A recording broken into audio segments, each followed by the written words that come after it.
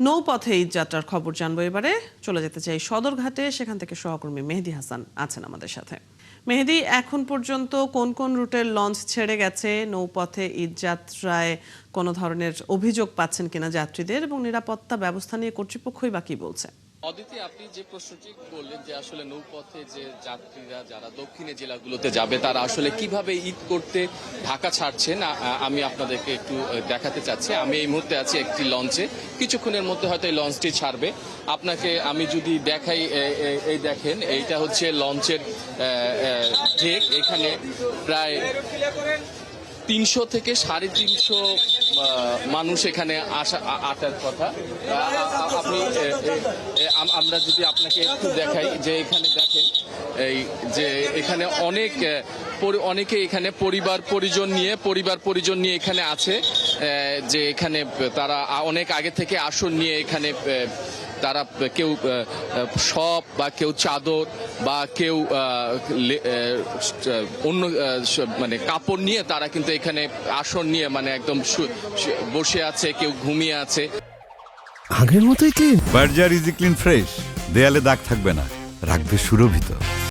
পরিবার পরিজন নিয়ে আছে। আমি যদি আপনার সাথে দুই একজনের সাথে একটু কথা বলি যে আসলে তারা এখানে কিভাবে যাচ্ছেন, তাদের কাছে কেউ বাড়তি ভাড়া নিয়েছে কিনা বা এই ধরনের বিষয়গুলো একটু যদি তাদের সাথে একটু কথা বলি। ভাই, আপনি কোথায় যাচ্ছেন ভাই? একটু ঘুরেন, একটু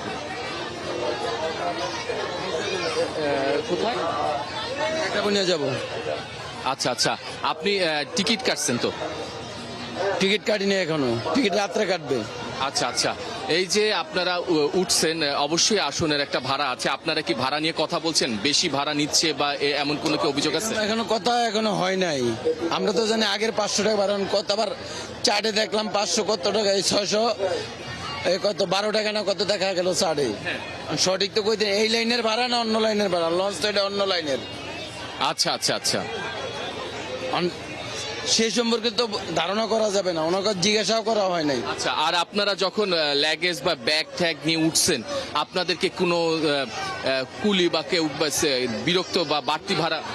না, ওটা এখন করে না, আগে ছিল।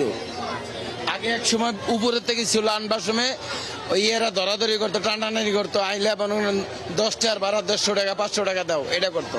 তাহলে এবার তেমন কিছু হচ্ছে না? কোনো হচ্ছে না, আগের তিনি প্রায় এটা হচ্ছে না, আরো 5 বছর আগের থেকে হইতে আছে না। আচ্ছা, ঠিক আছে। অদিতি, আপনি শুনলেন যে এখানে কিন্তু যাত্রীদের সাথে আমি ইনি ছাড়াও আরো বেশ কয়েকজন যাত্রীর সাথে আমি কথা বলেছি। তাদের আসলে অভিযোগটা এবার কম দেখা যাচ্ছে, এবং আইন শৃঙ্খলা বাহিনীর সদস্যদের সাথে আমি কথা বলেছি। তারা যেটা জানিয়েছে যে এবার তারা খুবই সচেতন আছে, সতর্ক অবস্থায় আছে, যাতে কোনো অপ্রীতিকর ঘটনা না ঘটে সেদিকে তারা খেয়াল রাখছে। মেহেদী হাসান, আপনার কাছ থেকে আমরা জানছিলাম নৌপথের খবর। ধন্যবাদ এই মুহূর্তের খবরগুলো জানিয়ে দেওয়ার জন্য। যাত্রীরা সন্তুষ্টি প্রকাশ করছেন, আমরা তো এমনটি জানছিলাম। সহকর্মী মেহেদী হাসান যুক্ত ছিলেন সদরঘাট থেকে আমাদের সাথে।